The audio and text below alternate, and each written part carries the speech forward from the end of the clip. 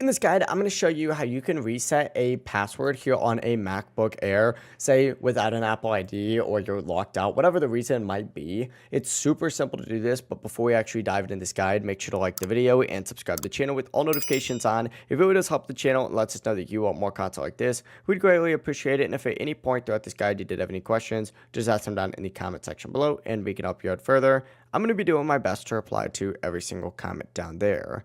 But say you're on the login screen and you can't remember your password, the first thing that you're going to want to do is just hold down the power button until your MacBook fully shuts off. Just keep holding it down until the screen goes completely black. From here, go ahead and press and hold the power button again. And I know this is a little hard to demonstrate since I'm currently screen recording, but press and hold that power button again and keep holding it until you see the continue holding for startup options. Whenever the startup options begin loading, you can go ahead and let go. And after a moment, you're going to see your main drive and your options icon appear. Click options and then choose continue to enter recovery mode. Your Mac will then start loading recovery tools. When prompted, select user, choose forgot all passwords, and this will open up the password recovery process. From here, follow the on-screen instructions. If your Mac is connected to an Apple account, you may be asked to verify ownership by signing in or confirming through the recovery options. If you don't remember your password, just choose the forgot password option and follow the prompts to receive a verification code by email or text. Whenever the verification is complete, you'll be able to create a new password and sign back into your MacBook. It really is as simple as that. If you guys did have any questions, just ask them down in the comment section below and we can help you out further. I'm going to be doing my best to reply to every single comment down there.